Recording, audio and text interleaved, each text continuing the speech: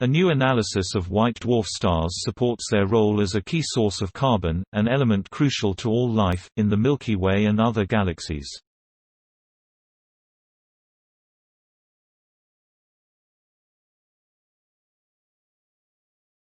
Approximately 90% of all stars end their lives as white dwarfs, very dense stellar remnants that gradually cool and dim over billions of years.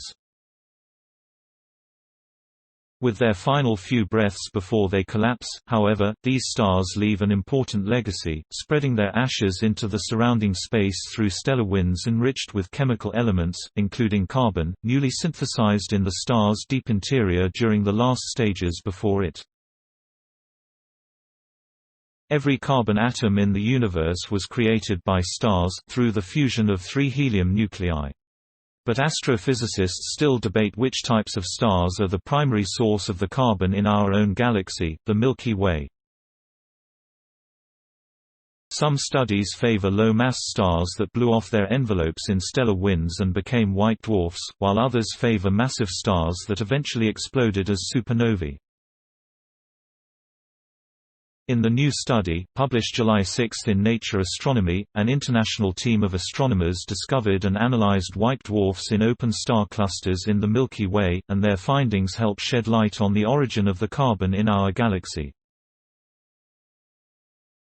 Open star clusters are groups of up to a few thousand stars, formed from the same giant molecular cloud and roughly the same age, and held together by mutual gravitational attraction.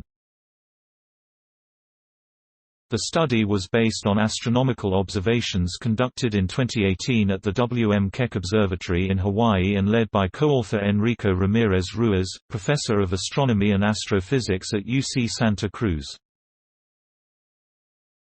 From the analysis of the observed Keck spectra, it was possible to measure the masses of the white dwarfs. Using the theory of stellar evolution, we were able to trace back to the progenitor stars and derive their masses at birth, Ramirez-Ruiz explained. The relationship between the initial masses of stars and their final masses as white dwarfs is known as the initial-final mass relation, a fundamental diagnostic in astrophysics that integrates information from the entire life cycles of stars, linking birth to death. In general, the more massive the star at birth, the more massive the white dwarf left at its death, and this trend has been supported on both observational and theoretical grounds. Advertisement but analysis of the newly discovered white dwarfs in old open clusters gave a surprising result. The masses of these white dwarfs were notably larger than expected, putting a kink in the initial-final mass relation for stars with initial masses in a certain range. Our study interprets this kink in the initial-final mass relationship as the signature of the synthesis of carbon made by low-mass stars in the Milky Way, said lead author Paola Marigo at the University of Padua in Italy. In the last phases of their lives, stars twice as massive as our Sun produced new carbon atoms in their hot interiors, transported them to the surface, and finally spread them into the interstellar medium through gentle stellar winds. The team's detailed stellar models indicate that the stripping of the carbon-rich outer mantle occurred slowly enough to allow the central cores of these stars, the future white dwarfs, to grow appreciably in mass.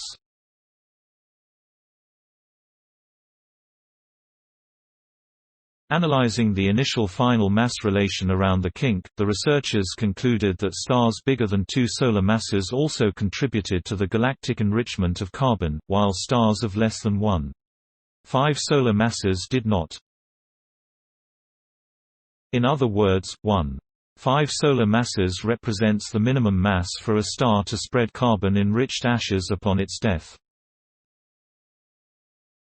These findings place stringent constraints on how and when carbon, the element essential to life on Earth, was produced by the stars of our galaxy, eventually ending up trapped in the raw material from which the Sun and its planetary system were formed 4.6 billion years ago.